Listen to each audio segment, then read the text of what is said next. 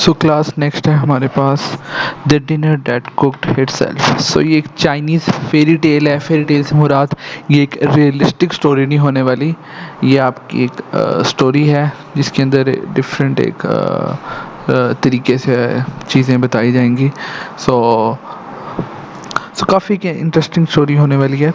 तो आप देख सकते हैं कि इस स्टोरी का अगर मैं आपको थोड़ा सा ओवरव्यू देता चलूँ तो इसके अंदर एक इंसान होता है, मेल। सो इस माइथोलॉजी के मुताबिक जो लड़का लड़की का जो भी होता है बर्थडे मंथ उसके मुताबिक उनकी शादी की जाती है। सो जो हमारे पास मेल है उसका है बर्थडे मंथ डॉग का और फीमेल का है कैट का।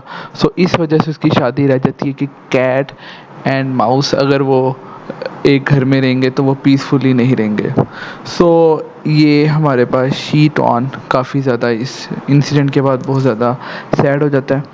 अब सैड होने के बाद अब हम आगे बढ़ते हैं। सो ये मैं अब क्लास आपको ओवरव्यू दे रहा हूँ, आप इसकी जब प्रॉपर रीडिंग करेंगे तो आपको ज़्यादा अच्छे से समझ आ जाएगी। सो उसको एक रात जब वो काम करके आ रहा होता है तो उसको एक स्नेल मिलती है। सो स्नेल की फ़ोटो भी आपके सामने ही है। तो उसको जो स्नेल मिलती है तो वो उसका काफ़ी अच्छे से ख्याल रखता है। और अब क्या हुआ कि वो अपनी डेली रूटीन के अंदर वापस चला जाता है। अब डेली रूटीन के अंदर वापस जाता है तो वो सुबह जाता है, जब शाम को रात टाइम घर वापस आता है तो वो देखता है कि उसकी जो टेबल है वो सेट है, उसका जो बेडरूम है वो सेट है और उसके लिए खाना खुद ब खुद बना हुआ है। सो इस बात से मैं आपको आपके टाइटल की तरफ एक याद दहानी करवाता चलूँ जो हमारा इस चैप्टर का इस सब चैप्टर का टाइटल है the dinner that cooked itself.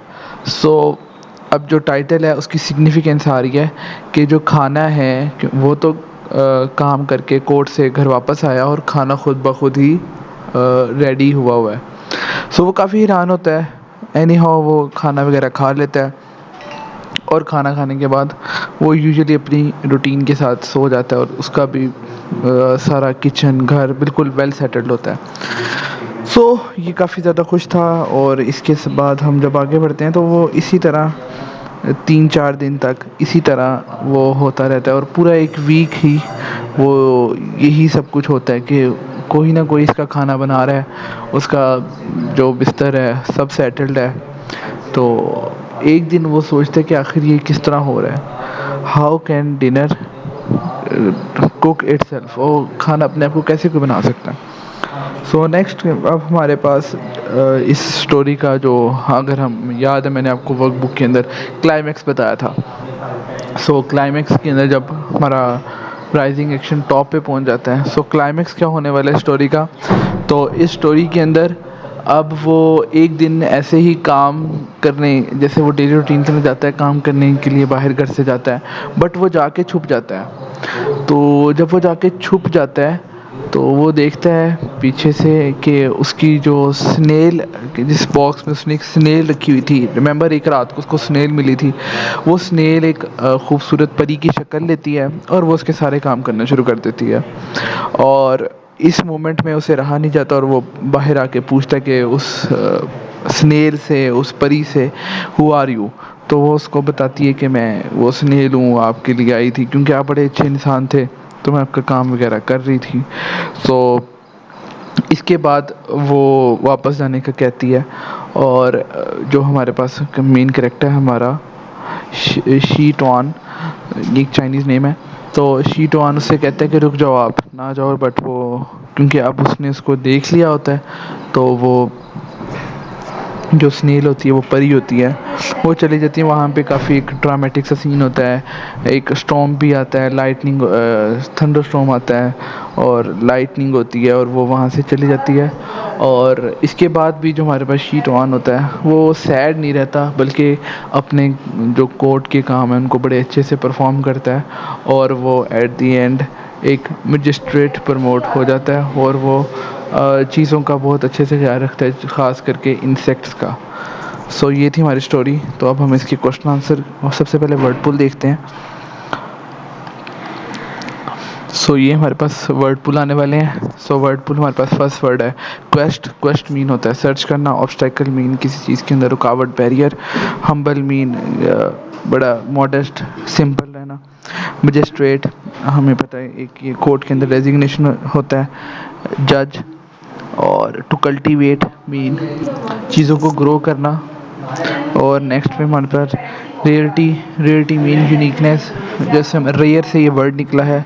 To squat. Squat mean होता है जैसे हम सिट डाउन करते हैं तो क्राउच।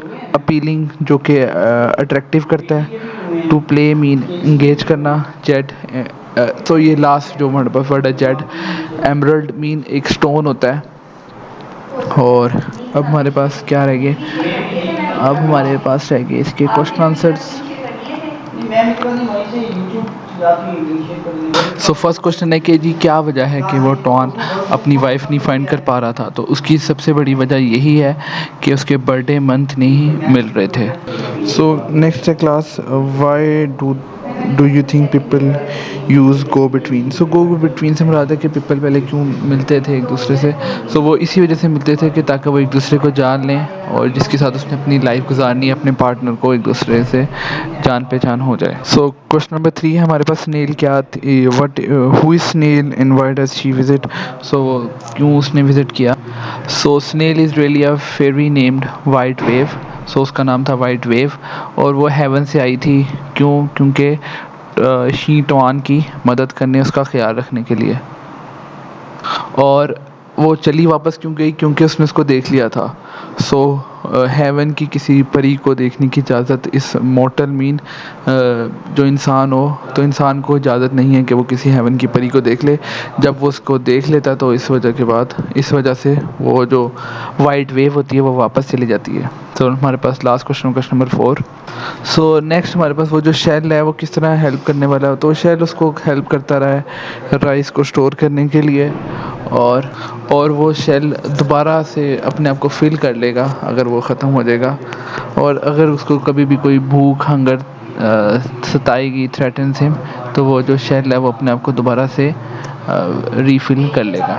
सो उम्मीद है आपको समझ आ गई होगी और आपको किसी चीज़ की भी कोई कन्फ्यूजन होगी तो आप मेरे से पूछ लेंगे। सो ये क्लास आपका यूनिट नंबर 5 कंप्लीट हो गया है। तो अब हम इसकी वर्कबुक की तरफ जाएंगे।